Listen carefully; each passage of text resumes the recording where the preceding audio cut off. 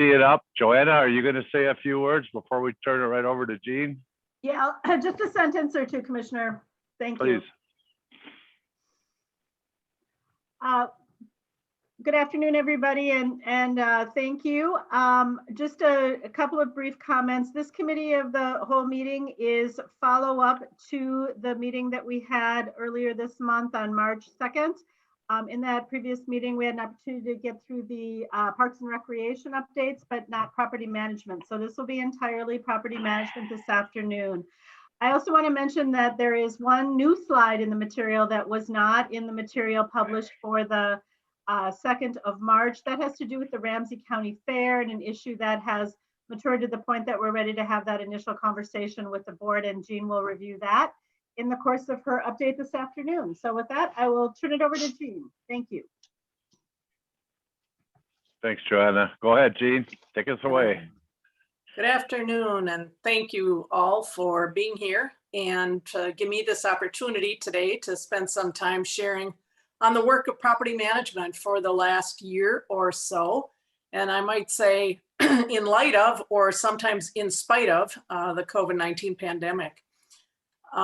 Before I really dive into it though, I do want to just give a word of thanks to all the staff within the property management department for their ongoing work and dedication always, but especially again through this pandemic, as they worked diligently to keep the building safe, to allow staff that needed to be in the buildings to be there and to be safe, and for those residents that also needed to be in the buildings, that they too had that opportunity. And I'll talk more about that as we go along.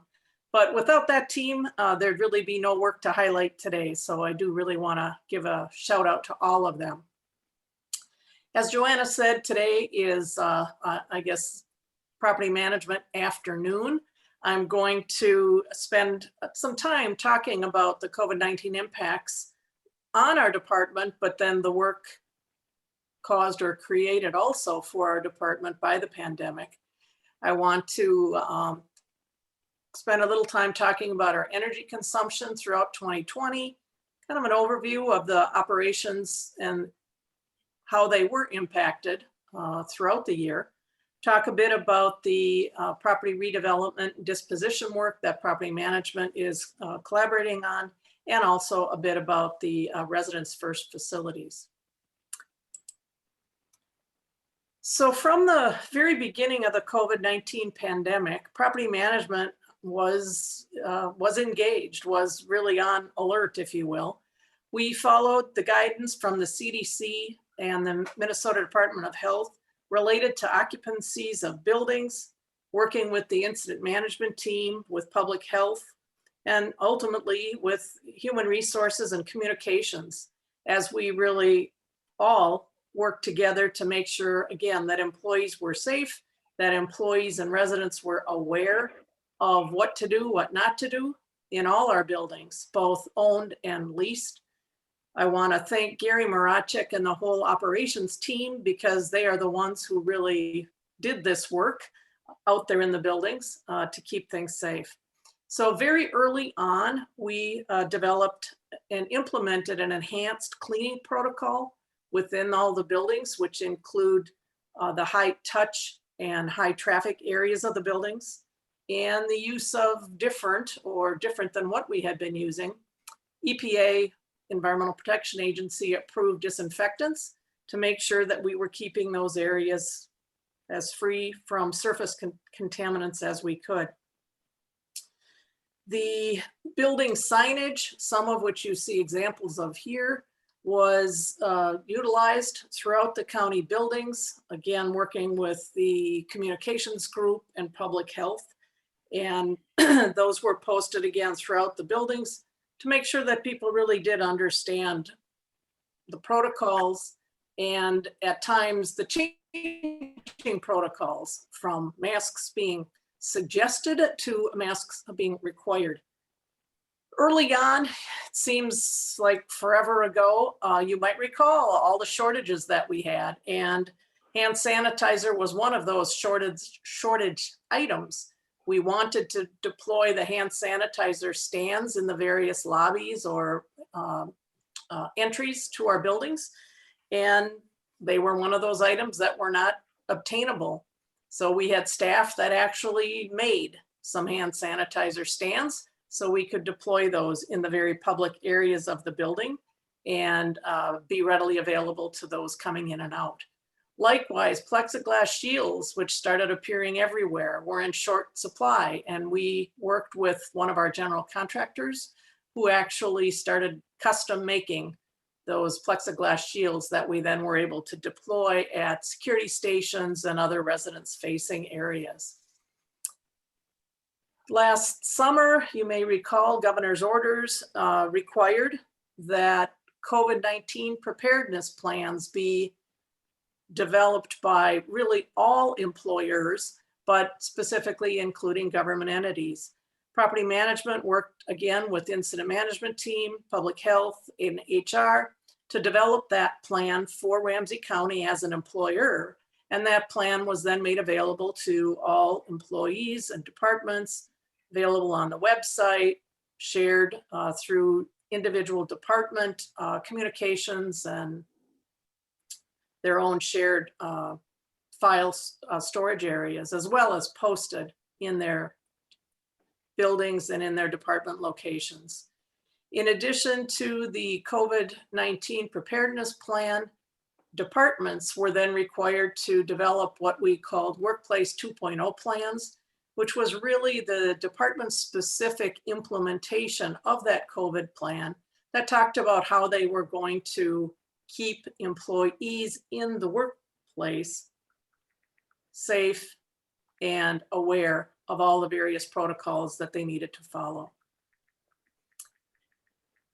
Property management was involved in the early days of standing up the drop boxes, getting those in, getting those operational, and then moving into the deployment of the service centers at the 5 locations, as well as incorporating the public PC areas and use of those areas, enhanced cleaning protocols for those, and also the career labs. A lot has come into being and changed once or twice over the last year in relation to COVID. Property management was also involved in delivering on that goal to provide 300 additional shelter beds last fall into the winter. Property management was involved in the site search, negotiation, leasing, permitting, occupancy of the shelters. Again, all in the last year, those at Mary Hall, Luther's Stube Hall, Bethesda, as well as the reopening of Boys Totem Town, which we had not so long before that closed, but reopening Boys Totem Town for respite and shelter. Also the expansion of the safe space to accommodate and provide for social distancing. And most recently, a role in the relocation of the Interfaith Action family shelter relocation to the Provincial Hall at the Sisters of Carondelet. A lot of work in finding and setting up those shelter facilities. Obviously, much going on for the shelter operations as those continue. As you know, work from home became the norm for many people, not so much within property management. But for property management and others who do need to be in the buildings, in the offices, interface with residents, you'll recall that there was a huge demand for personal protective equipment. Property management worked to find space for elections who had to relatively quickly obtain, deploy significant amounts of PPE, as well as that was required for our own operations within the county through public health. And we were able to find storage space for their use as well. The measures that I've gone through so far here on the slide are really all part of a layered approach to mitigating the spread of COVID-19. In addition to these measures, which are really kind of thought of as being kind of administrative protocols, property management also looked at what engineering controls we might be able to do in some or any of our buildings. As we talk about that, you'll hear me speaking about HVAC systems, which is really our building heating, ventilation, and air conditioning systems. Again, early on in the pandemic, you'll recall that there was a lot of focus on the surfaces and droplets. After a few months, perhaps things changed and the ability for the virus to be airborne and be carried distances greater than 6 feet and in forms other than droplets became known. So property management, again, took a hard look at our HVAC systems. We utilized guidance from CDC and also information through ASHRAE, which is the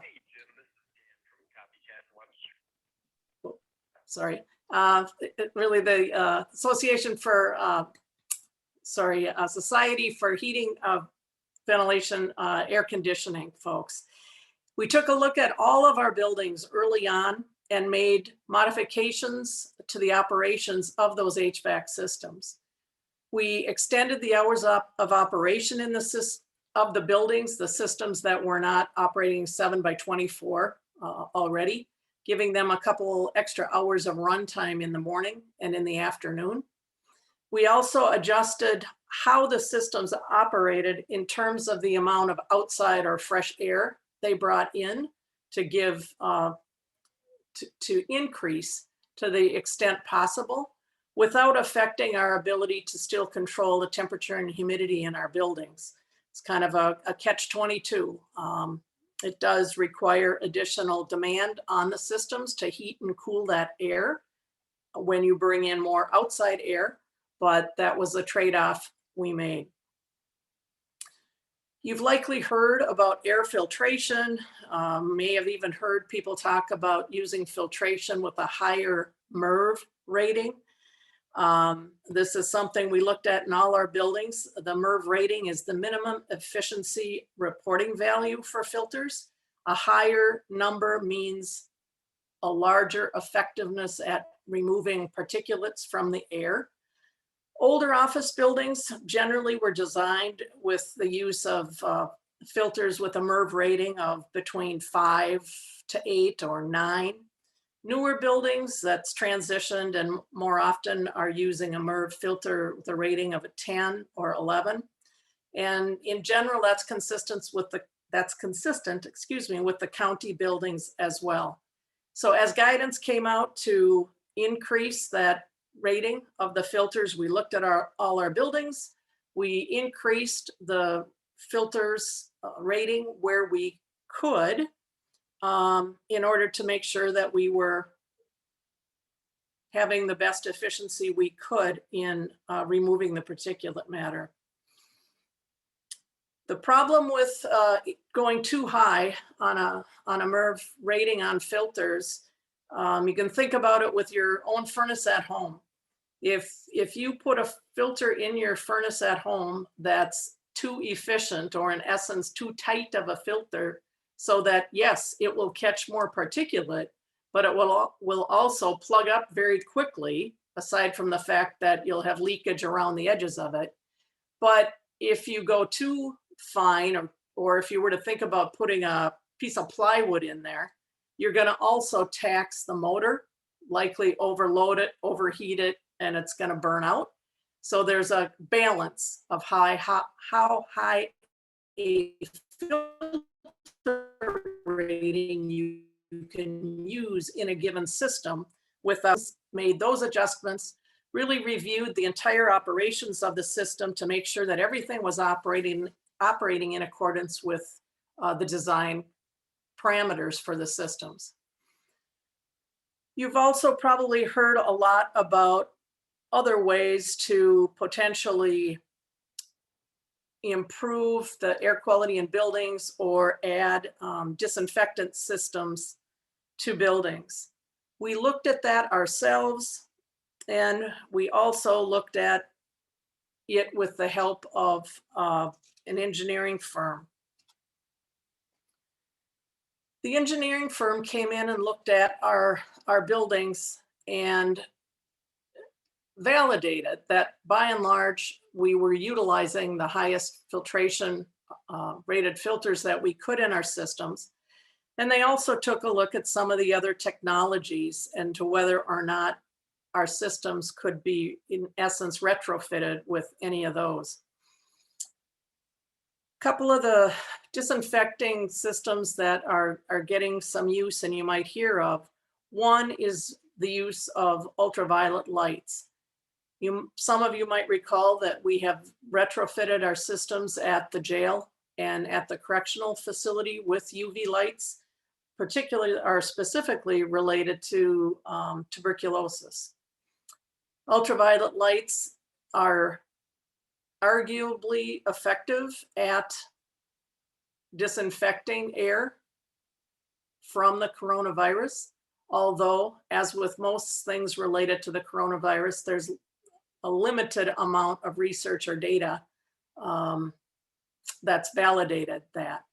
Another technology you might hear of is bipolar ionization. That is deemed by CDC as being really an emerging technology. They're not saying it may not be effective, but they're also saying, again, there are not conclusive studies to show that it is in fact effective against coronavirus. Bottom line, we've looked at those two technologies in addition to the filtration. We're going to continue to look and evaluate whether or not any of those are possible in our building systems. And also they come with a fairly high price tag. Some of our buildings, the estimates to retrofit with UV or bipolar ionization can be in the $500,000 plus minus, again, depending on the size of the building. So we'll continue to look at those and work with public health to see what does or doesn't make sense in our buildings. Also, it's always important to keep in mind that from a county perspective, we still have in place the employees working from home to the extent possible. And I believe, as we heard this morning from County Manager O'Connor, the intent is to continue to have employees work from home to the extent possible, at least for a good number of additional months. And so we will utilize that information as well as the reviews we're doing to see what additional plans we move forward with. A key point about these, the HVAC systems and the various technologies that I've mentioned is that it truly is no one size fits all. And our buildings are all very different in the systems they have and obviously the sizes, such that it really does take a unique engineering review of each building to determine what might be possible. And of course, then to determine the cost for that system. Also, we'll just mention that with any of those systems, there are additional operating costs. If it's these higher rated filters, the cost per filter is significantly higher. If it's UV lights, those UV bulbs are not inexpensive. And of course, in any of these cases, there are different degrees of personal protective equipment needed, meaning additional or potentially different training for staff, as well as most all of them would ultimately increase our energy consumption to operate the systems. That being said about energy consumption, I thought we would give you a little update on where property management is at with energy consumption for the buildings. Throughout the last year, we did see a slight decrease in the demand for energy in our buildings, with there being less lighting, less equipment in the buildings. In some buildings, fewer people going in and out. But as I just mentioned in regards to the HVAC systems, we did extend the hours of operation of the HVAC systems, and we brought in more fresh air, each of which requires additional energy for those systems to operate.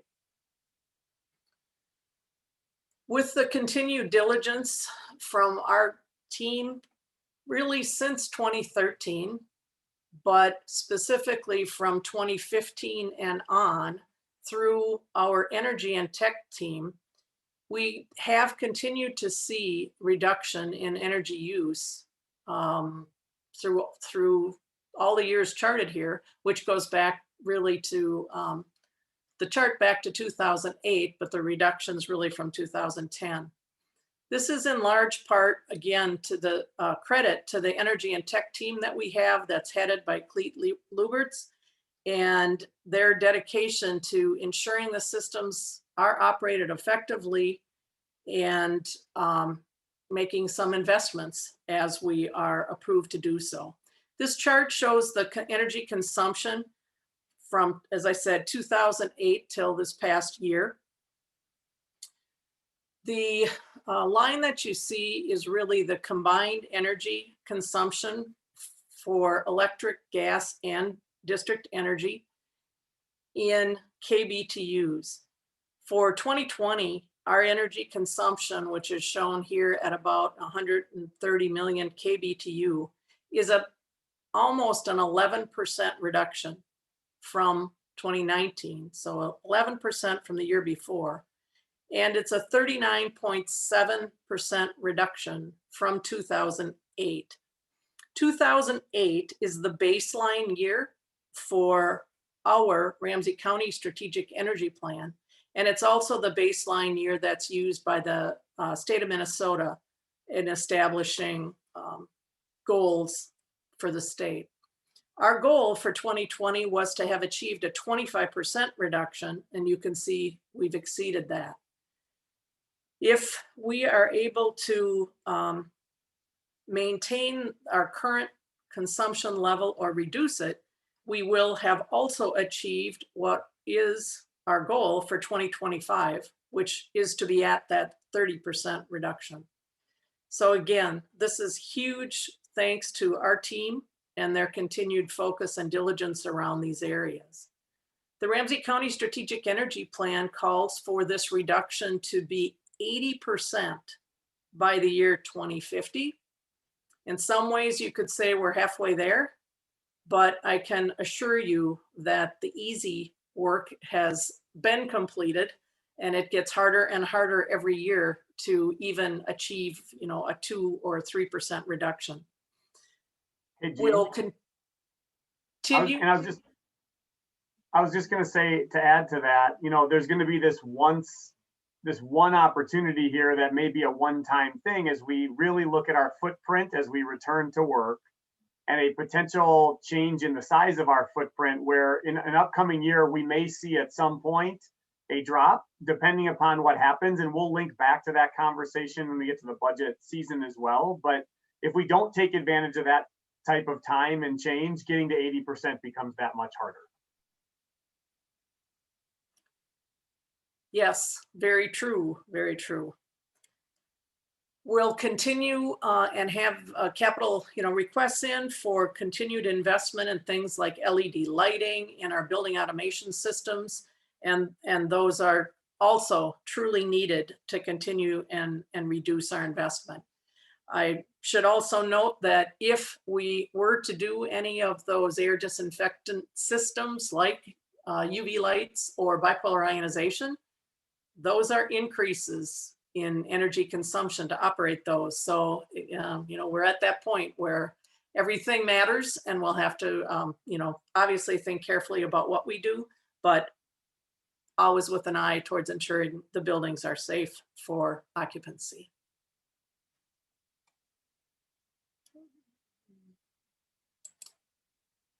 I wanted to spend a little time talking through some of the different types of buildings and the operations we have and how they were or weren't affected through this last year.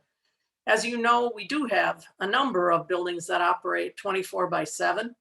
And in reality, other than perhaps a few less non-employees in those buildings, by and large, they operated business as usual. Again, that includes facilities such as the jail, the correctional facility, juvenile detention center, the family service center, and facilities such as detox. Again, very little change in operation there, other than maybe a few less people on any given day. The court's locations in 5 of the county buildings obviously had their ups and downs in terms of when court was being held or not. Even when some of the trials or hearings were virtual, that still meant that some amount of staff was in the buildings. So those buildings were maintained operationally. If you're not aware, the lower level at the courthouse, that larger conference rooms have been turned into courtrooms due to their large size, such that they can then accommodate a larger jury trial and accommodate social distancing. Both Union Depot and Landmark Center, public open facilities such as they are, really suffered big hits in 2019 and continue even at this point. The limitations on social gatherings and event gatherings, numbers of people in any one place, definitely affected the utilization of both those buildings. With rare exception, they were open for the tenants to utilize the buildings. But again, the public spaces were very limited. At Union Depot, restricted at times to only transportation passengers, but by and large, very few visitors to Union Depot and Landmark Center this past year. Both facilities, staffs operating them are optimistic that things will start to return more towards normal as we move into April and May of this year. There are many pent-up demand for weddings, receptions, anniversaries, as well as, of course, April, May being prime season for high schools and proms. Again, staff at both buildings are excited to return to a higher level of vibrancy within those buildings. Most of the other office and other buildings of the county had some reduction, again, in the numbers of employees coming in and out of the buildings. That said, we were able to complete a good number of projects in the buildings, and in some sense able to maybe do them a little quicker because we didn't have as many staff to work around.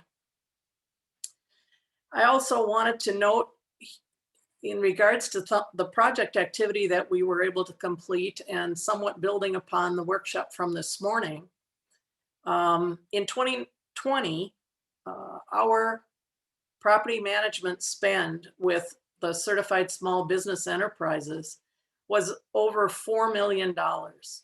The prior 2 years, our spend with CERT SBEs was about $2 million each of the years. And 2020, that was bumped up to $4 million. That $4 million spend represented about 24% of our total spend. And that's a pretty good year for our team. I definitely want to call out in that regard Dan Winnick and Mershad Parsakala, who have been doing this type of work and this focus on our CERT SBE spend for a good many years. And also to add into that, one of the newer members of our team, Jim Redmond, who stepped in literally kind of right into the pandemic timeframe, but has been doing much to promote our CERT SBE vendors. And he's really adopted an attitude of CERT first. And that's carrying over to our building and project managers as they look to complete these projects. So a big call out to all of them. Some of you are more aware than others of the gun range, the property adjacent to the Ponds Golf Course, which is leased to the city of St. Paul for their use as a gun range. Although that work has been moving slowly, it has been moving forward. We are in the process of working with the city of St. Paul to rewrite that lease. There are some specific issues that we wanted to address in a new lease, including things like rights for the county to access the property if we might need to for various reasons, to really put in writing how and what the St. Paul PD will use the gun range for, and the requirement for long guns to use noise suppressors. We're inching ever so close to what I think will be a final new lease, rewritten lease that we will then bring forward to the board for approval, and hoping we'll be able to do that fairly shortly. You may recall in 2019 that I spent a little time with you talking about our historic buildings, and one of those historic buildings being the barn in Maplewood. As a part of that discussion, we talked about some concerns related to that facility. One specifically being the second floor of the barn, which was being used and abused for storage of items in what is a non-fire sprinklered facility. And also that it was the second floor and more were being used for some specific large events. At that same time, I identified to you the fact that the ramp on the south side of the barn had damage and was structurally deficient.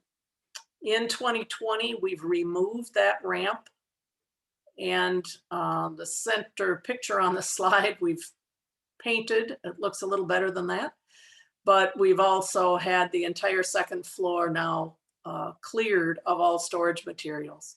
So we have addressed the concerns that we had in terms of the safety of the ramp and the storage of materials without an adequate fire suppression system. So that work has been done. That does mean no events utilizing the second story of the barn, but 2020, because of COVID, actually caused a cancellation of a good number of events that had used the second floor of the barn. And we were not at a point of needing to kind of implement Plan B, because for 2020, those events didn't happen. And I do see a hand up.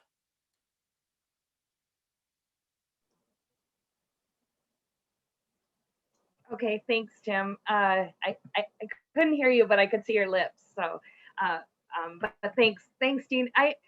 I hate to say this, but I feel like we have to raise this issue about the barn and how long are we going to limp this thing along, and what's the long-term vision and purpose of us owning the barn? I know it has been used for plant sales. I know previously the Sheriff's Foundation used it for a haunted house, but if we're thinking strategically about long-term investments and buildings and what's our footprint, this feels like one of those things that we keep putting money into, and for what purpose?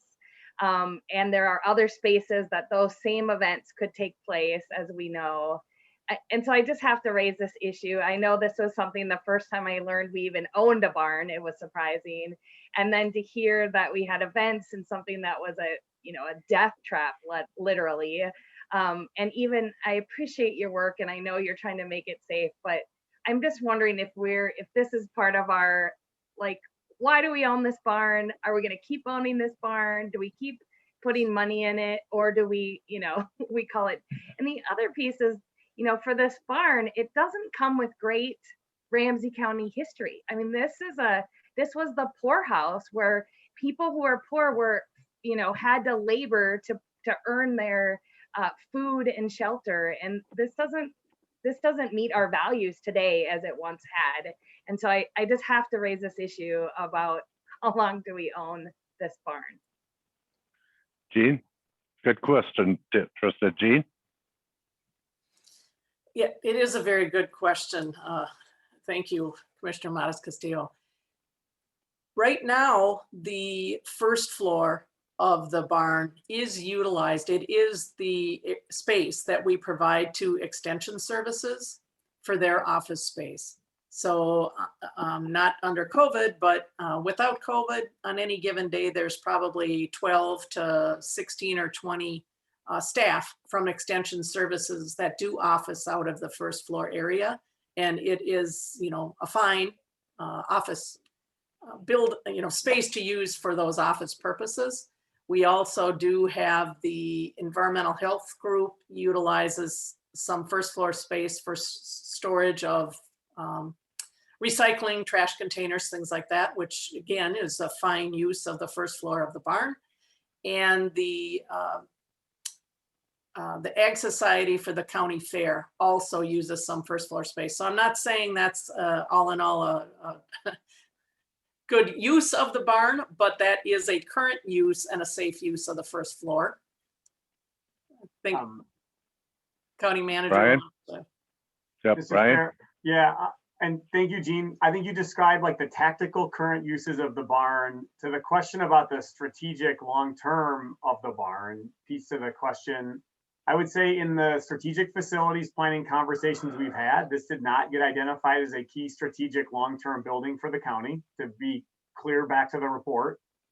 The uses there, including extension, have been in exploration. You heard the Gibbs Farm report just a few weeks ago. Extension's been exploring a partnership to move onto that site as a part of a better long-term partnership that aligns values of similarly aligned county groups across a broader range of functions. So there's opportunity to continue to look beyond. In the meantime, there has been no major investment identified to bring the barn up to a level that would place it at the center of a long-term facility strategy right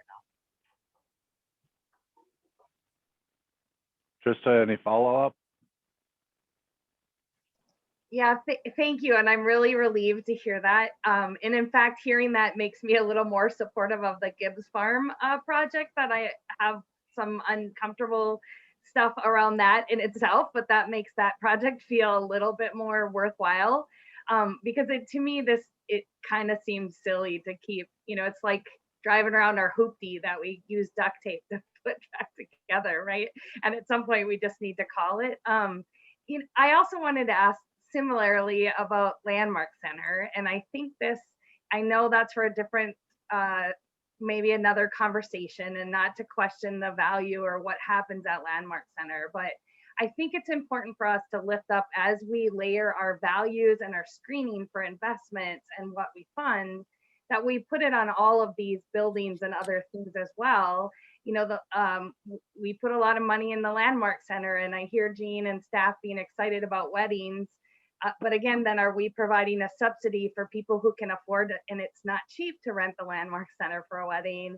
Are we subsidizing that? And how does that play into our values? And I know they do other programming there, but also thinking they also have a ton of empty space in that building, several floors that aren't being utilized. Is there, I think there's an opportunity for us to think about our long-term investments in these buildings to make sure that we're using the same lens for our funding investments and our budget setting for the highest and best use of those buildings as well. And it's worth questioning and having a deeper conversation about. So just wanted to raise those issues. Thank you, Commissioner McDonough. Yep, thank you, Commissioner Mattis Castillo. Commissioner Fretham.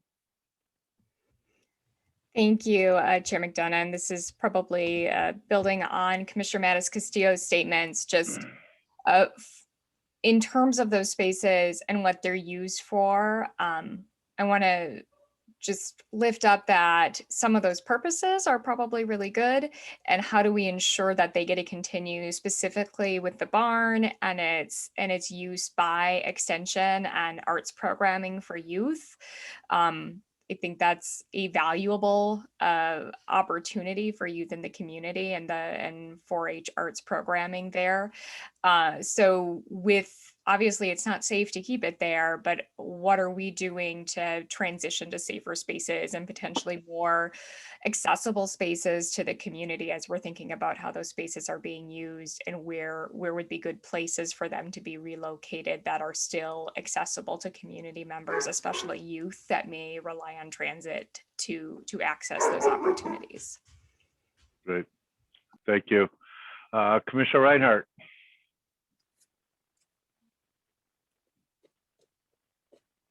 There we go. I'm sure, Jim, that you were just waiting for my hand to go up. Maybe not. But, I do think that, you know, there is value, obviously, in history. I mean, we could make the same argument, I suppose, about the courthouse. And clearly we struggled with the artwork within the courthouse, but there is value in history. I think that, you know, having the discussions is an important thing to do, however. We have, well, I think it was mentioned, the barn is on the National Register, which makes a difference. I believe Landmark Center is as well, and some of the other historic buildings. So I just, you know, we need to balance it. Having the discussion, I'm fine with. But I mean, it's something that we need to look at, and we need to look at all aspects of it and not just what do we want right now, and what can we learn from history, because we don't want to repeat the bad stuff. And I don't think our board is on that road, but I do think we just have to look at all aspects of it. Great. Thank you. Thank you, Commissioner Reinhardt. I think Ryan kind of hit it right on the head there when he said, identified the tactical approach versus the strategic approach. And so many times we take a tactical approach to kind of, you know, keep things the status quo, or kind of trying to just do our best to keep things without really having to take on a more strategic vision about what's needed for the future. Does it align with values? Is it helping us accomplish our goals? So I appreciate you, Ryan, calling out this transition from tactical approaches to strategic approaches, you know, on potentially all our facilities here. But, you know, and moving forward, we'll look forward to those conversations here through this committee. And Gene, appreciate the work that you've done tactically to keep these buildings safe for folks, but looking forward to the strategic conversation about the future on all these properties. Gene, go ahead and continue with your presentation. Okay.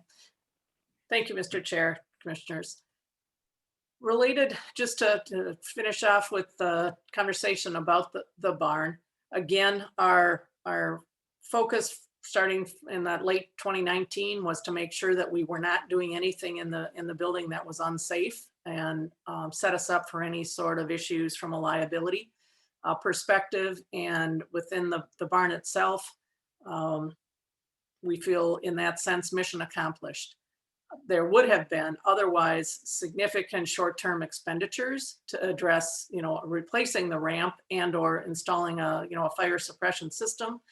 And as difficult as it was to stop some of the uses of the second floor, it really had to be done to not make that short-term investment in a building that isn't really serving a day-to-day or longer-term strategic role within the county.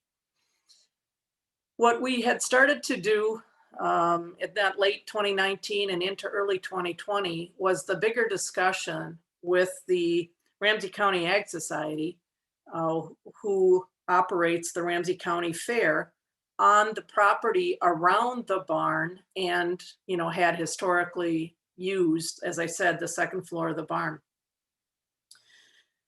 We had the discussions with them, obviously, around no longer being able to use that second floor of the barn, but also around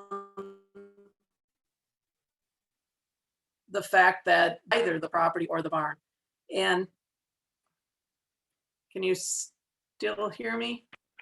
Yeah, we can, but there's a little bit of interference there, but we're hearing you now. Okay, okay, we'll try it again. So our discussions were cut short by the pandemic, with the Ag Society related to the fair. And as you know, they did not have the county fair last year, as no counties did, or the state. So we know we need to pick up that conversation again with the Ag Society. For just a little history, the Ramsey County Ag Society has operated the county fair in Ramsey County since 1913. It was initially at a property in White Bear Township and moved to this Maplewood location in 1954.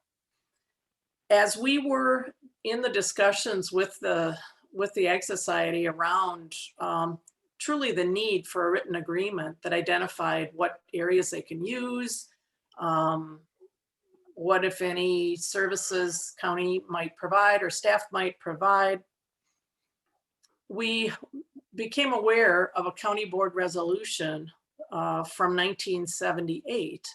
And I won't read the text to you, but in essence, the resolution provides that Ramsey County will provide indemnification to several specific positions within the Ag Society, as well as 67 volunteer members of the Ag Society. This was troubling to us and was really the point of discussion that we were at with the Ag Society when, as I say, the pandemic occurred and the conversations were tabled and we all went off and did things related to COVID. But we do feel that this needs some further discussion and potentially review back with this board after myself. I can't see the attendees, but Amy Schmidt is probably on the line here as well. As we review this and really attempt to understand whether or not the county needs to or should continue with this resolution. Part of the work that's been done so far, reviewing back to the law and that was established in 1978 around tort liability and indemnity for these ag societies, we believe that changes, subsequent changes, would actually indicate that the ag society has tort liability in place that it didn't have back in 1978.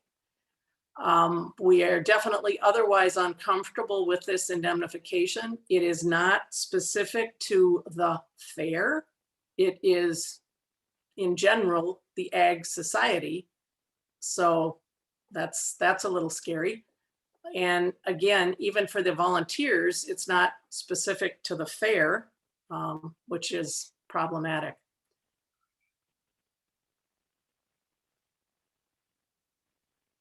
The actual 1978 law that had provided for counties to levy a tax to pay for liability insurance as a part of ag societies, we believe, getting coverage for tort liability, that law was repealed. So it kind of leaves us in the bad spot of providing an indemnity for the ag society that we don't believe needs to be provided. Because in fact, they're covered.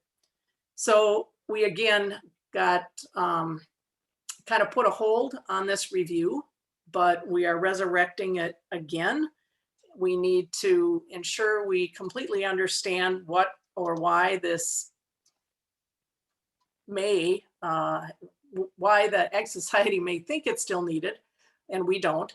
But the bottom line is we definitely want to proceed. There has to be a written agreement between the parties. In the past years, there has never been event insurance purchased for the fair. We find, we just can't go on that way.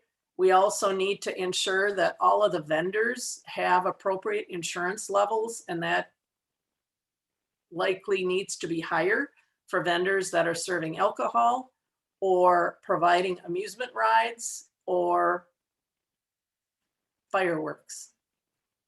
So we are pushing to make sure that those higher insurance limits are put in place. And the way to do that is through a written agreement. We're proposing to work with the Ag Society on a really a 1-year agreement for 2021 to address these concerns as best we can. Also to include protocols for COVID-19. We all know it's not going to be gone come mid-July for this for the 2021 fair. And then subsequent to that, we'll continue the dialogue with the Ag Society and internally with county staff as to how we move forward for future years. Right. Got a few hands up here. I think this is a good time to stop here and check in with a few commissioners. I've got Commissioner Mattis-Castillo, Commissioner Reinhardt, and Commissioner McGuire. Commissioner Mattis-Castillo.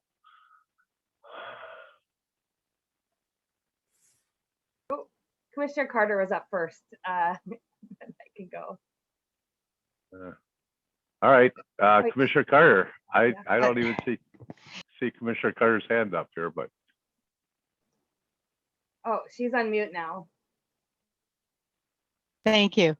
At one point, I thought I had a question, and as I heard the ongoing presentation, it occurred to me that there were more answers here than I thought, or at least potential answers to be explored. I want to express appreciation that we would ask the questions: why did we initially provide this? What has changed since then? And how do we move forward? And so thank you very much. I think it's imperative that we do complete those answers along with society itself. great, thank you. All right, Commissioner Mattis-Castillo, would you like to go, or should I call on Yes. somebody else? No. Thank you. And first, I wanted to say, Jean, you are amazingly calm and straightforward. As my Fitbit is telling me my heart rate is going out as you're reading the slide. So I'm impressed by your ability to deliver. To me, this is really startling, and this came up 2 years ago, and we discovered we didn't have any liability, and we're setting off potentially fires in the barn with lots of people in it. And so to hear more, I guess I have questions because I don't understand how the agricultural society is created and built. I grew up in a rural area, and going to the county fair was the biggest event of the year. And so I have a deep appreciation of county fairs. I have been to our county fair. It is struggling, I would say. But to hear that we don't have, like an understanding of who has liability. And so I'm just wondering if this resolution were to say, and we were to provide liability, how do those society members get selected? Do we appoint them? Do they have background checks? Like, to me, it's just to say we'll cover anything that happens at the state fair or events thereof without having input on who is the leadership, who's involved, or what activities they have. It doesn't seem wise, but I just need to understand more, please. Very good, and that's just the tip of the iceberg, I think, with your questions. Jean, did you want to take a stab at that piece of it? Thank you, Mr. Chair, Commissioner Mattis-Castillo. Believe me, a big part of me says, why did I ever ask a question about the barn or about anything that goes on at the barn? So I do appreciate your questions. And I do think at the moment we have still more questions than answers. We do not have any role in who's in the Ag Society and or their elections. You're right, that's entirely of their doing.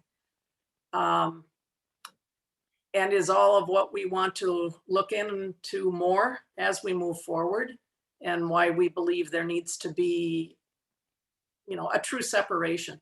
Anyone else wanting to have an event on our property, there would be an event agreement, and all the liability and indemnity for that event would be on that third party. So we have, more work to do. We are working to reduce our exposure this year and beyond is really all I can share on that right now. Yeah. All right. Commissioner Manis-Castillo, any follow-up? I'll listen to everyone else's questions. All right. Thank And before I move on to Commissioner Reinhardt, I do want to point out one technicality, Gene, in your response. Our agreement for tort and liability is not necessarily attached to them doing an event on our property. It's just in general liability protection for them overall. So it's really not connected even to the fact that they're doing an event on our property. And I think that's really important. Commissioner Reinhardt. Yes, well, to say that my mouth dropped or my jaw dropped is putting it mildly. I agree. This really isn't about, well, two things need to happen. One, it sounds like they've got their own tort liability anyhow for their organization. So that shouldn't really be an argument, I wouldn't think. And the other thing is then, okay, so then we have an agreement regarding an event on our property by the Ramsey County Fair Board. It just, I was as surprised, I guess, as anyone else, maybe except for Jean, as she did the questioning on this. Are they, and maybe I missed it because I was just, reading this slide over and over again. Are they contesting the fact that they don't, if they have their own tort liability and they have all this, are they contesting this, or are they not really aware of it as well? Gene. The board, the Ramsey County Fair Board. Yes.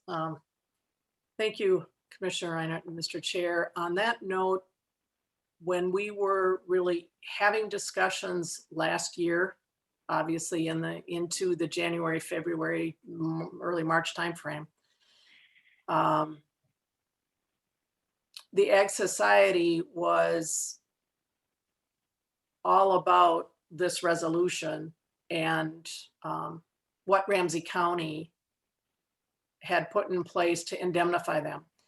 It's really only subsequent to those conversations as, and thankfully, Amy Schmidt, the attorney's office, has continued to look into this, that through the analysis of of subsequent changes in the law and amendments to the various chapters affecting the Ag Society is really what has alerted us to what we believe is the fact that we think, or I shouldn't say the fact, but has led us to believe that they are covered under separate tort liability to the Ag Society. We have not yet resurrected that conversation back with the Fair Board or the Ag Society. So that's going to kind of be to work back and forth with them to see why they would not think that they're covered. But the conversations a year ago, they were not acknowledging that they had any separate tort liability. So more to come is really where it's at in the discussions. And Mr. Reinhardt. Mr. Chair and Jean, a county board resolution can be rescinded. And since the law has changed, I don't want to be a bully here, but we don't need their permission to rescind this, do we? No. All right. I'm sorry. Again, I'm being very blunt, but especially if we give them time to get their own tort liability. I know that it's been contentious across the state because most counties do contribute to their county fair. The only thing that we had that I thought we were contributing anyhow was things regarding recycling and waste management. And even that was contingent upon certain an agreement regarding the fact that they had to have recycling and composting and so forth. So there were even contingencies on that. So the fact that we didn't have an overall agreement on the event itself, we at least had some agreement on that part of it. And I believe that was in writing. But regardless, there needs to, we need to talk about the fact that this resolution needs to be rescinded or a new resolution put in place. And if we can work that out with them, great. But I think part of this goes back to all the other counties, or I think we are the only county that doesn't contribute in some way to the county fair. Because there's an assumption when it's the Ramsey County Fair that it is somehow related to the county Inc. So just so you know that may be where some of the friction is coming from, but it really doesn't have anything to do with us indemnifying the entire agricultural society, and there's 67 voluntary members. I mean, they probably have a different number right now. So what does that mean? We need to get this rescinded as soon as we possibly can, in my opinion. All right. Thank you, Commissioner Reinhardt. One piece, and we'll get information to all the commissioners a little bit more detailed, but it's not accurate that we're the only county that doesn't support their county fairs. I know for sure Dakota doesn't do anything in support of their fairs, and I know we're going to be doing a little bit more research, but that shouldn't be driving our decision anyways. But that is inaccurate that we're the only one that doesn't support the fair in some way. And we actually support it more than just what you identified. We provide free storage. We do a lot of setup for them. Our Parks and Rec folks provide a lot of in-kind services that, again, have not been established in any type of agreement by any means. So as we move forward, we'll get a little bit more detail for everybody, but just wanted to make sure we started the conversation today. Okay, and Mr. Chair, as I said, I didn't know, and but all of that aside, we still need to change this, regardless of what other counties do. But I just wanted to know, I just wanted you to be aware of where I know some of the friction is, and I obviously overstated it, and I apologize. Good. Thank you. Commissioner McGuire. Thank you, Mr. Chair. Yes, this is a fascinating conversation, and Jean, you are the epitome of calmness. What the rest of us are, oh my goodness. So I'm not going to repeat all the great questions and concerns that my colleagues have. I think this is worth, of course, obviously maybe a whole workshop or at least a further discussion on this. I just wanted to add that this appears as though it's something that the Ag Society should come before us every year, like, Landmark does, like the Historical Society comes, that I know they're not a significant part of our budget, but if we're doing anything with them, they should come before us. But I think we definitely need to, pursue all the questions that my colleagues have risen. I have one question, just sort of a process question. If there's a resolution that was passed by our board, and then things change where it's no longer valid, does it just automatically become valid, or do we periodically go through all of our resolutions and take away the ones that don't matter anymore? How does that work with just generally our resolutions? I'm questioning that. Mr. We'll have Chair, to take that one. Yeah, Mr. Chair, Commissioner McGuire, I would say this is our periodic review of the 1978 file. No, but in all seriousness, I couldn't help. Well, there's 744 of them at least, right? Good, I'm glad we're doing it. I'm glad we're getting that done. The one spot where we are trying to take a much clearer systematized approach is on the admin code, and as that applies to our charter, and then the administrative policy manual, which is not under the board, but under the county manager. We are putting in place annual processes in those key documents. With board resolutions, there's a lot of knowledge that lays with departments. And as you go through things, you'll always be finding some things to a certain extent. It's also why there's value in having people on boards for longer periods of time sometimes, because collective memory, quite frankly, does matter. But as our system has gone online, it's easier to search for. But we don't have a perfect system. it would take a lot of work to read through every resolution Yeah. every year. I agree with that. I was just curious about it. It just brought that question to mind. So thank you for that. And you're right. We just get, encourage staff to be on the lookout if there's things that need to be changed, and hopefully they already are. But thank you. And thanks, Jean, for bringing this. Thank And I you. just look forward to further conversations on this. Yeah, I have a lot of thoughts on this, but I will save it for other discussion. Very good. Thank you. Commissioner Carter. Thank you. I just wanted to also add that, practices may have been different some years ago, but at this point in time, we don't do board resolutions for forever, for perpetuity. If we see one of those come before us, I think this board will be diligent to ask questions about timelines and limitations. So except for ordinances, where I'd say we are intending to put something in place until we cease. That's very rare. And thank you, County Manager, for making sure that's the case. Thank you. A couple things here while we're still on this slide. A lot of conversation around the tort liability piece, which is appropriate. And I think there at least some consensus here, Ryan and Jean and Joanna, for us to really just get ourselves out of the business of providing that. And but then there is just a couple other pieces here: the no written agreement and the liability insurance for the vendors themselves and the work that they're doing while they're on our property, which would be attached to an agreement. And I think that at least that from what I've heard from commissioners that have weighed in, that's an important piece to have in place, and certainly have in place before the next fair starts. And I think, going back to the Ag Society, knowing that you can point out to them that you've had this touch in with the board through a workshop, and there's been direction from the board to, secure these agreements and moving forward.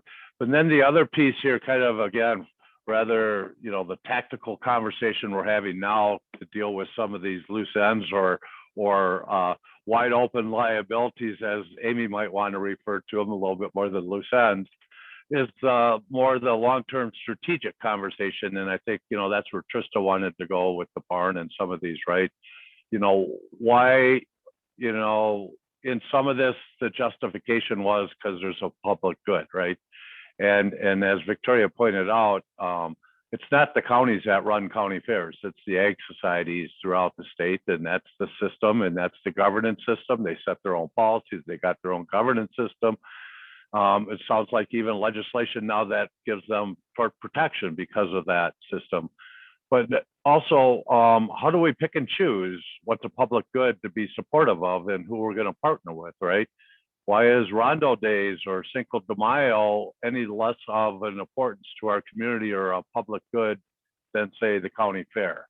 Or working with the Ag Society that runs the county fair. And I think that's more the long-term or the strategic conversation moving forward here about, what's in our lane as a county, where are we going to partner, where are we going to support other folks that are doing work in the community. And there's a lot of legacies out there and a lot of tales, and I appreciate the fact that we continue to see these, and we continue to be able to have conversations about how we want to look at these legacies moving forward, if we want to make changes, if we want to adjust here. And I think, clearly, Jean, you pointed out two really urgent areas that we've got to focus in on adjusting in this legacy, in this relationship with the Ramsey County Ag Society. I know, Raphael, you haven't weighed in yet, or Nicole, I do want to make sure you guys have an opportunity just to weigh in, or a head nod that you feel comfortable with the direction that Jean's going to take away from here. Well, is it okay if I go ahead, Jim? Yeah, go ahead, Raphael, please. Well, first of all, conversation is interesting, and it's one we've been bantering around. What comes into my mind really is it's more the strategic piece that everybody's talking about. And, just the name of it, Ramsey County Fair. And I'll tell you and I've had lots of conversations with county fair folks over the years. And a lot of it has to do with if we put our equity lens on the county fair and how they do business, I think we'll come up with a different perspective of the activities that are going on at the county fair. Not that we shouldn't, you know, acknowledge and celebrate our history, but we should also be adding to it, right? Because the community changes, different communities come in and add to the fabric of our society here. And sometimes I've had, believe me, in the past, a lot of very animated conversations with folks of the state, of the county fair, regarding how do we provide more access and inclusiveness in the, just gotta, I haven't seen it, but I'm sure if you look at the last agenda for, or the last couple of list of activities for the fair, I don't think it would pass our test today in terms of our equity lens. So conversation is good, but we should be talking about, you know, it does carry Ramsey County Fair, and a lot of people believe it's our fair. Right. And so I think that should be part of the conversation. Good, thank you. Commissioner Fressum, any thoughts here? And I don't want to put you on the spot if you're ready, not ready to share and you want to digest this a while, that's fine too. Thanks, Commissioner McDonough. I'll affirm that I would support a plan to not indemnify people from all tort liability.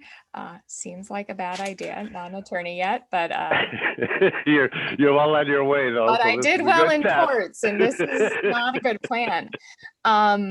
And I do look forward to a more strategic conversation going forward about property. And I think Commissioner Ortega's points are well taken, and want to just lift those up. I can't say it any better. Yeah, good, thank you. And Commissioner Carter, I see your head still up. Is that a new comment or is that from before? Thank you. I got one last comment and I think we can move on.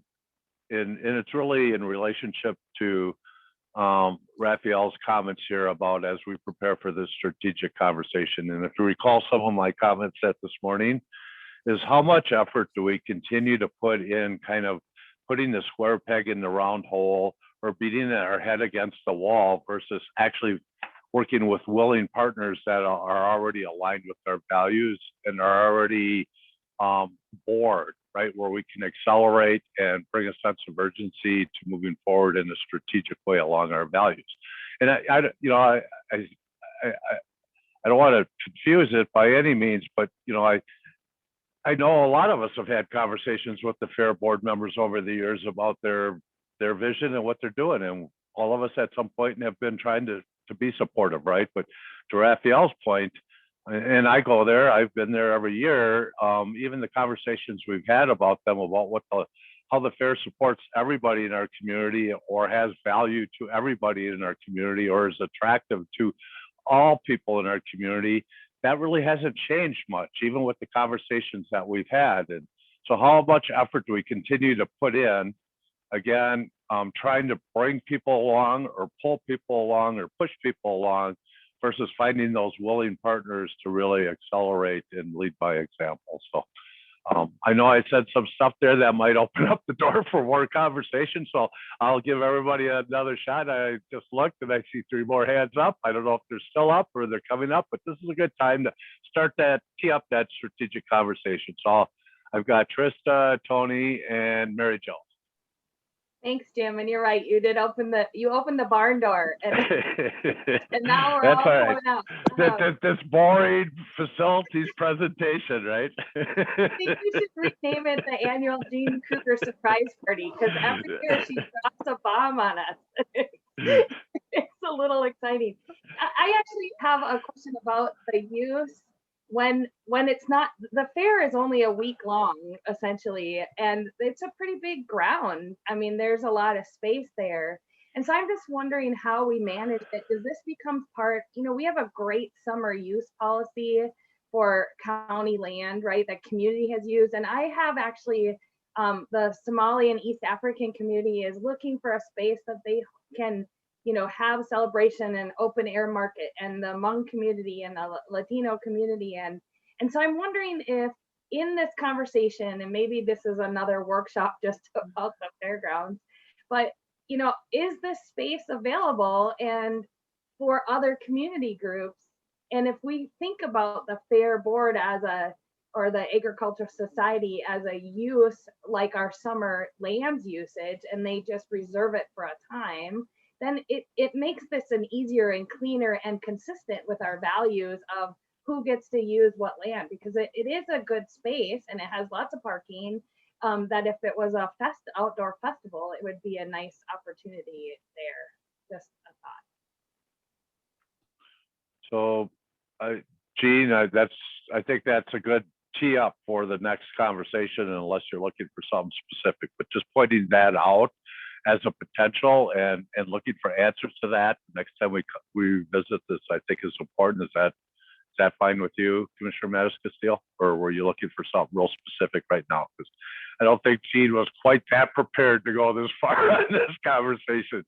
So with that, and I don't know if I got the order right, but I got Commissioner Carter, Commissioner McGuire, and Commissioner Reinhardt.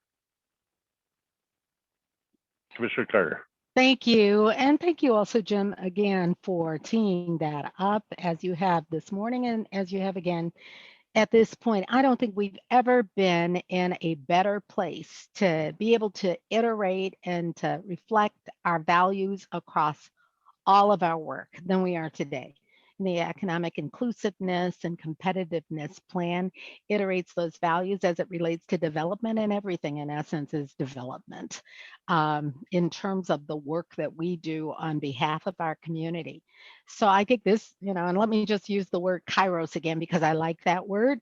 I really love the fact that we have these kairos or opportune moments where we can reflect back against what we've been doing in chronological movement and actually shift because of a clearer and more community engaged statement of our values, our principles, and the work, the strategies that we use to do the work and align to our values.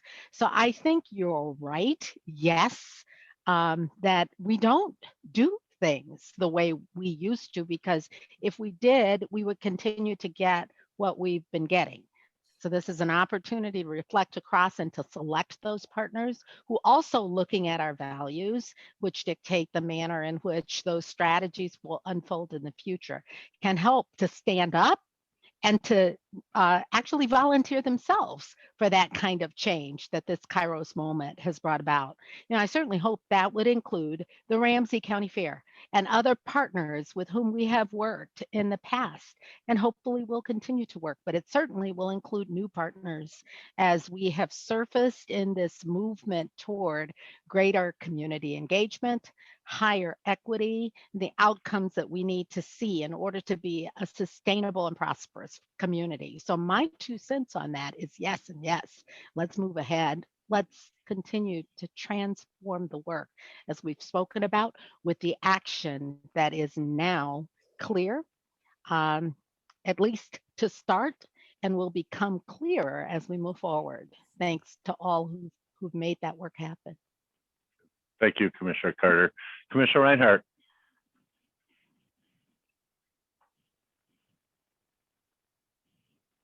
Okay. There you Trying go. to undo things. Now we hear you. Yep, we got you. Okay, sorry.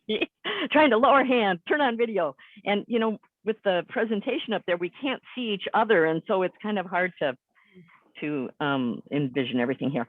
I think what I would like to see is, I don't think I just want to walk away from the fair, but I do think that they should be treated just as any other thing.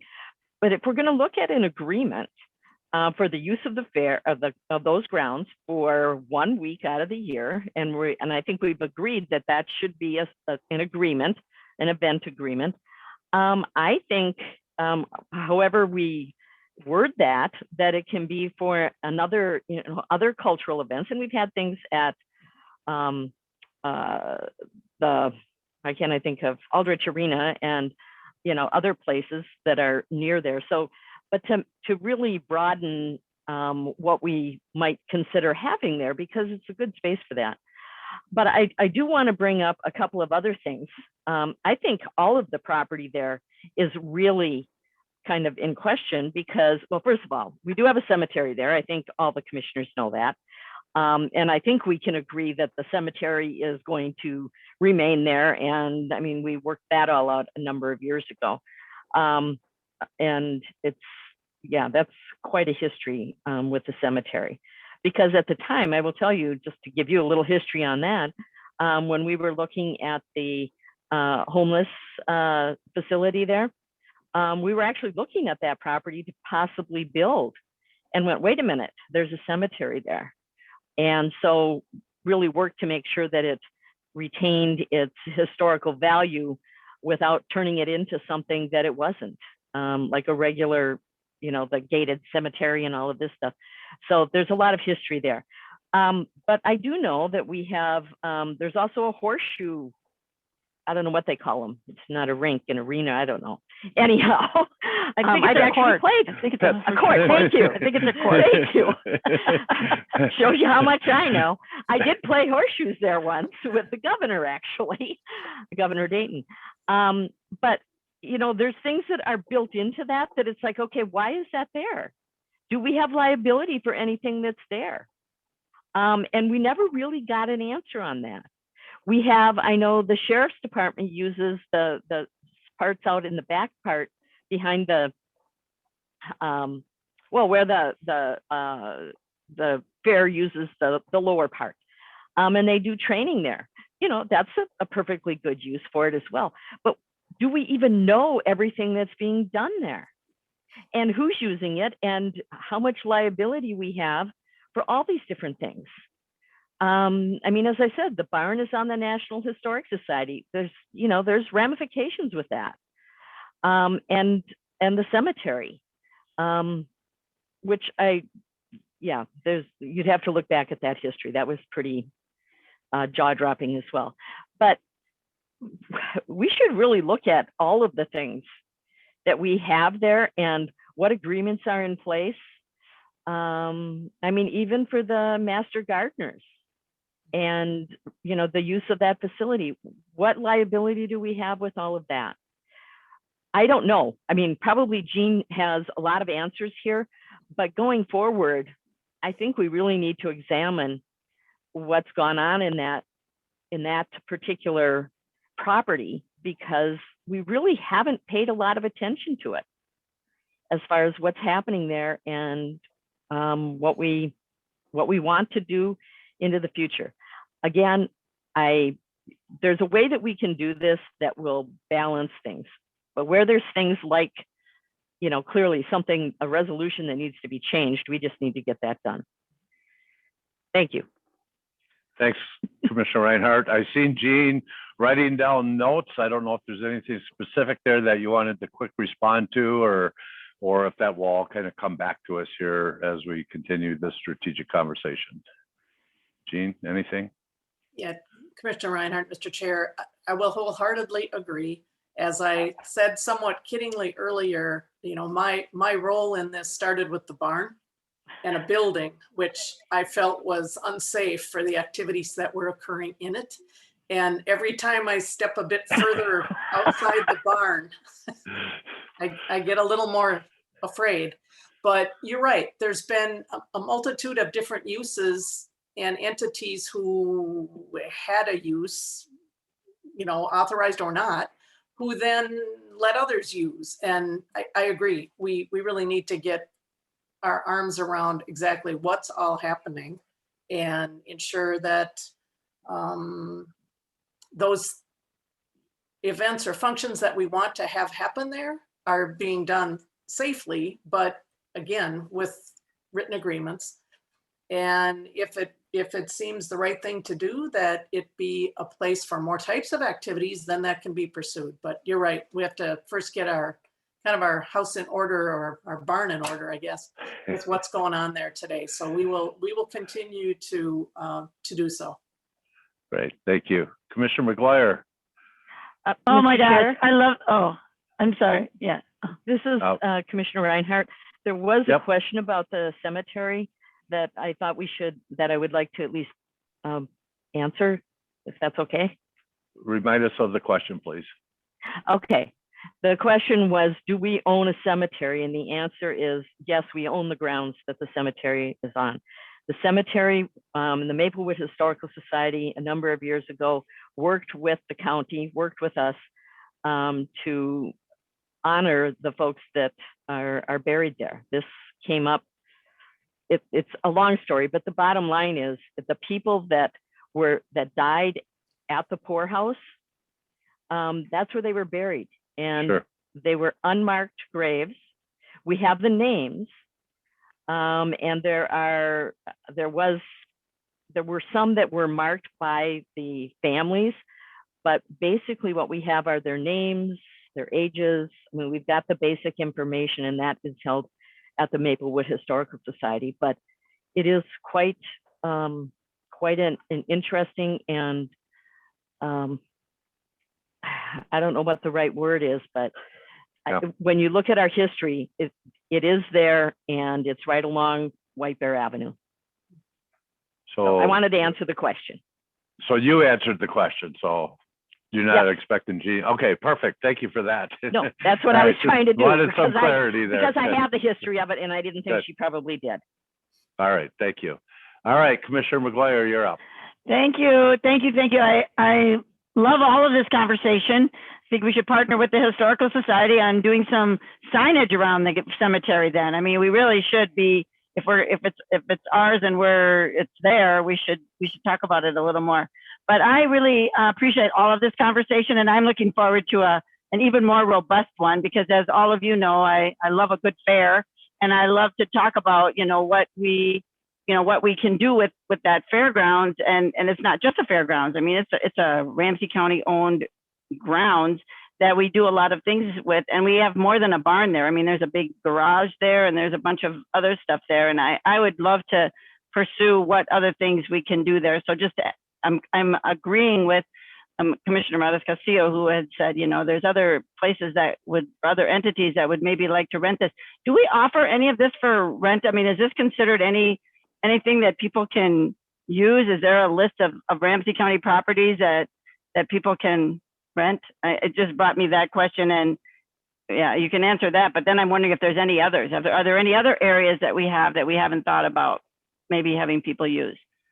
Just curious.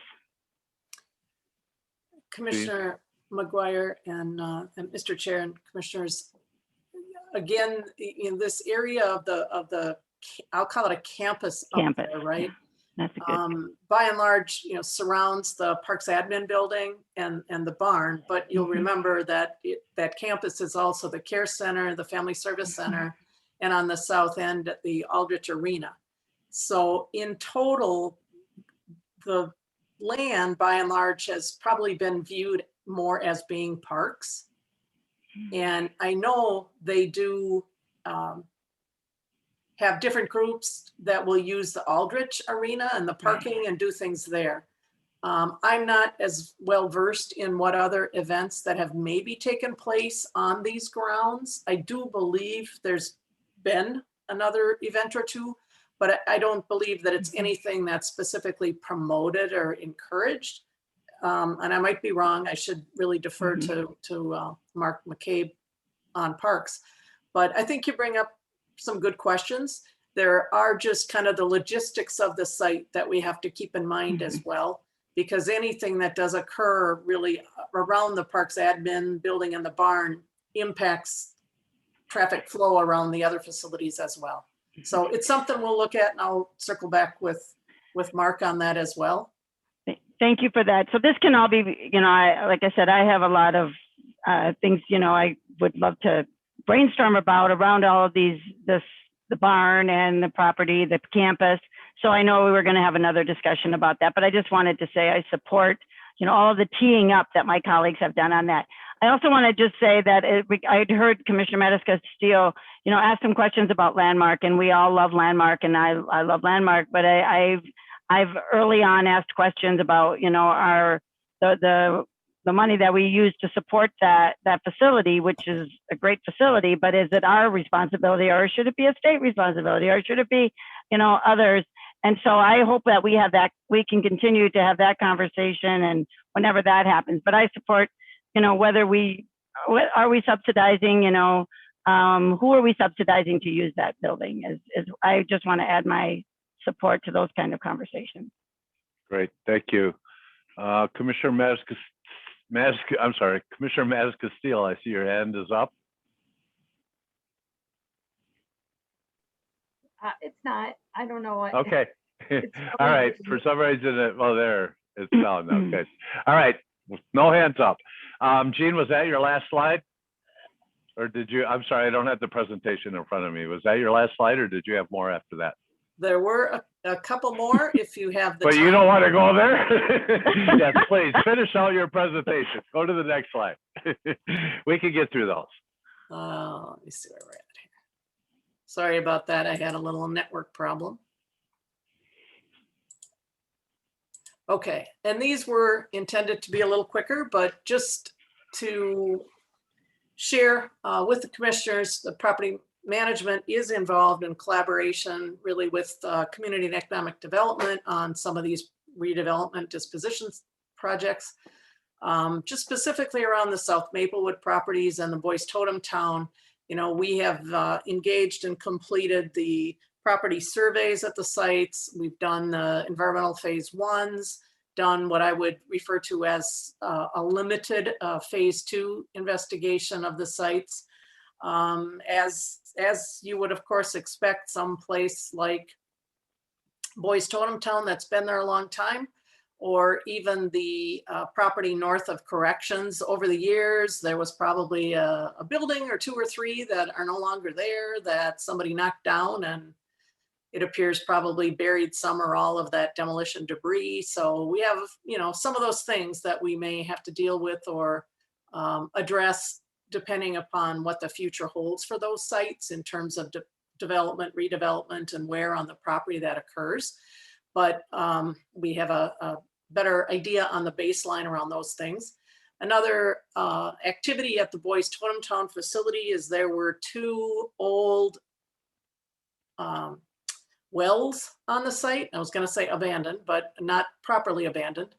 2 wells that we have taken the action working through the Minnesota Department of Health and have properly abandoned those wells. So they are no longer any potential source of issue or liability at the sites. And we will continue to, work side by side with our peers in CED as well as the cities as we move forward on these properties. And as you're aware, we'll collectively be back to the board in May related to the South Maplewood properties and the community engagement work that Perkins and Will has been doing there. Perfect.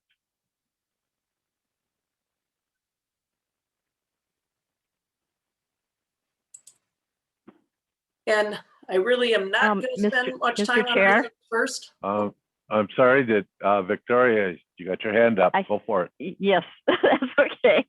On the last slide, could you go back to the last slide? Okay, so could you, we know where we're at with South Maplewood. It's going to be coming to us in May. Where are we at, especially with Boys Totem Town, because I'm starting to get questions about that, and Vadnais Heights. Where are we at in the process, community engagement, all the things that we know we need to do? Right. And I would assume that in all cases, just as we did with South Maplewood, we're looking at our values and the need for housing and things as well. So can we get just a little bit more on that? Sure. Thank you, Commissioner Reinert, Mr. Chair. On the Boys Totem Town property, specifically for that property, we have had a couple meetings with the city of St. Paul, and we are obviously looking to partner with them. And as with Maplewood, that they will, in essence, kind of take a lead on that community engagement work. We have to work with them, obviously, on any zoning and use of the property, et cetera. And for reasons of lots of St. Paul development work going on, even before COVID, St. Paul staff had really asked that we kind of go slow. In essence, we did put it on hold for a while because of their workload. And as you're seeing right now, some of the plans coming out about Hillcrest, obviously following some of the work on the Ford plant. Anyway, it's been slow in partnership with St. Paul. And then, of course, for the past year or so, our use of Boys Totem Town, again, for respite and shelter. And currently we have it in a kind of an idle state that it could be used. So I believe our staff's next meeting with the city is on the calendar in May. And, we hope to work with St. Paul to put that plan together to move forward, including that community engagement, as well as St. Paul staff and planning around, best use of the site. So we're and on hold pretty much. okay. All right. Well, and you can come back to Venice Heights, but I think the most important part here is that we've got actually we have 4 to count TCAP, but we can't count that one right now. But anyhow, and I think it's important that we are looking at these as a whole for our county, that we're not just saying, okay, well, we got to do this here and that's isolated. I mean, we know what's happening with South Maplewood and the process that we're going through. And it sounds like we're doing the same process with the city of St. Paul. And I assume we will with Venice Heights as well, which is the way we should do it, because we do have to partner with these communities. But I also think that when we look at how we are trying to build out, and specifically I'm talking about affordable housing, that we need to look at it as a total and what we need to do across the county. Because I don't think that Boys Totem Town is the answer to everything. I don't think any of these properties are going to fulfill everything that we need in one spot, nor should they necessarily, but we need to look at them together. And I think we're on the right path. And quite frankly, I think the planning and partnering that we've done with South Maplewood gives us a kind of a roadmap that we talked about earlier, a roadmap going forward with it. So that we can make sure that we get that really robust community engagement. Because I think that helps our relationships with the cities as well. So I'm sorry, did you talk about Venice Heights at all?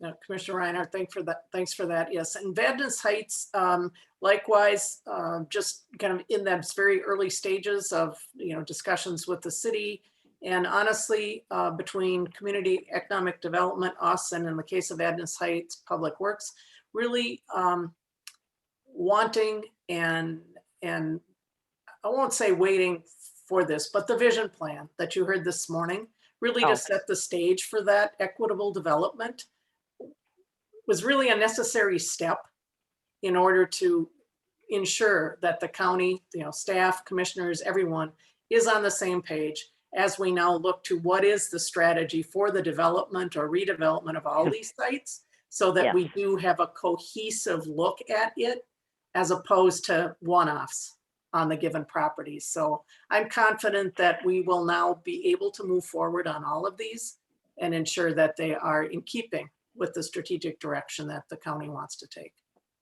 Thank you. I really appreciate that. All right, Commissioner Fretham.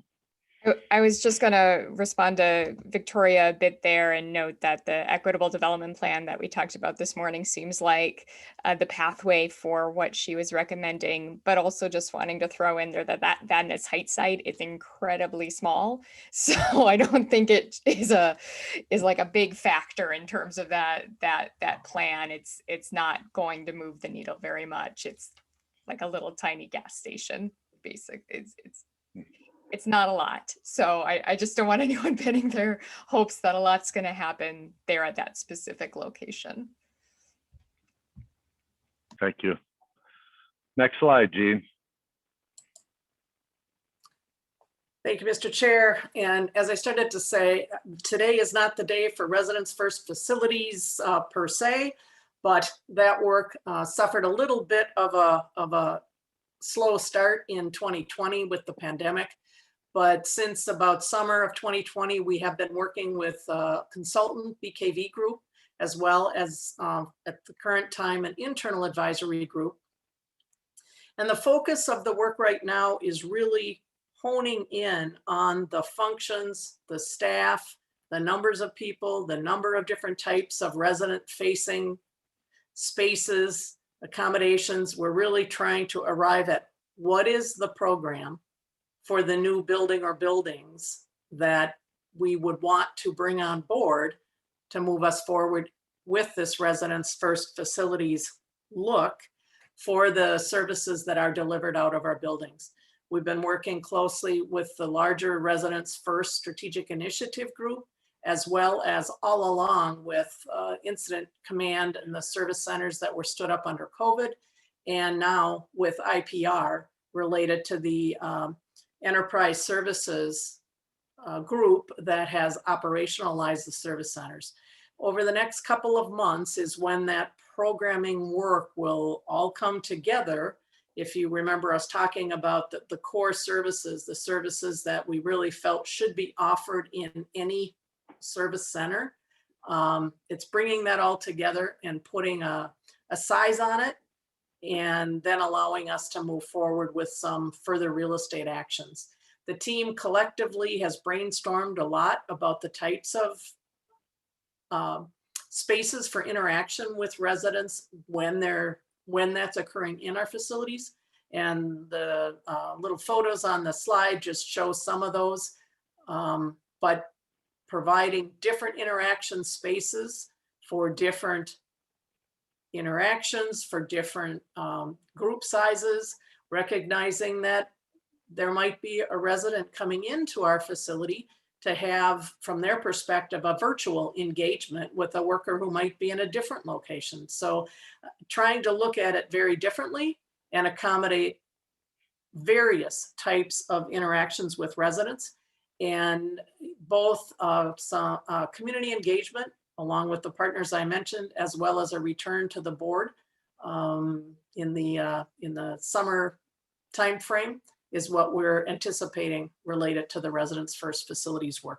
So just wanted to share that that is ongoing, but we'll be coming back before you in a few more months.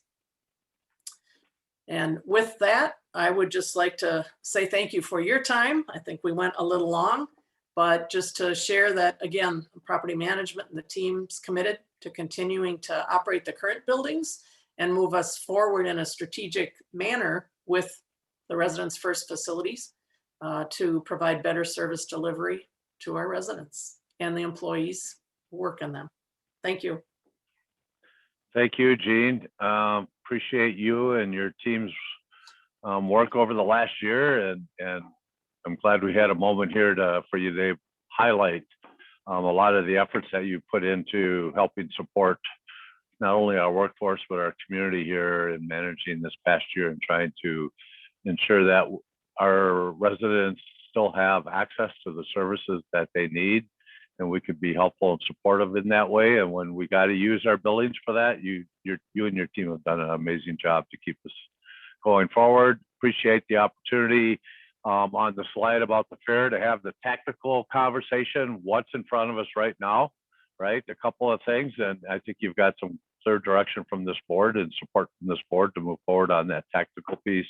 And then we look forward to the longer term strategical conversation, not only with that site there, but in general, how we work with community groups and where we're supportive or how we help manage folks that want to use our facilities for various things, and making sure we're bringing some consistency to that and taking a look at not only how we've done things in the past, but more importantly, how we need to do them going into the future here to, again, best align with the values that most importantly, that we really were able to reinforce at this morning's conversation. So in some ways, things happen for a reason. You were supposed to do this about a month ago, and I think actually the timing for you to be able to do this afternoon because of this morning's conversation was right on.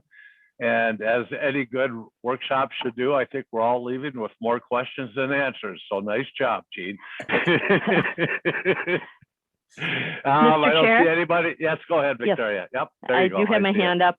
Yep, and I should have said this before, you did a really nice wrap up, and now I'm going to add just one little thing to it, and that is I want to thank Commissioner Carter for her leadership when it came to, when we talk about agreements that are in place and the things that are old, and you look at them now and go, how could the county have signed on to something like that, because it's none of us. But I know that she has done a lot of work regarding the gun range, and I just wanted to thank her for the work that she's done with St. Paul, and the neighbors in that area are quite happy. But the fact of the matter is, even without the noise, the issue of that agreement and what needed to change there was pretty important. And so I wanted to say thank you to Chair Carter for the work that she put into that. And there really isn't a reason to do so. This work is built on all of us working together. Thank you all. All right, good, thank you. Any final words, Joanna or Ryan, here as we get ready to close out? No, you did a great summation. Thank you, Commissioner. Thanks to Jean and her team. Fantastic. All right, well done, everybody. Take care. Thank you. This, workshop's great event. adjourned. Have a great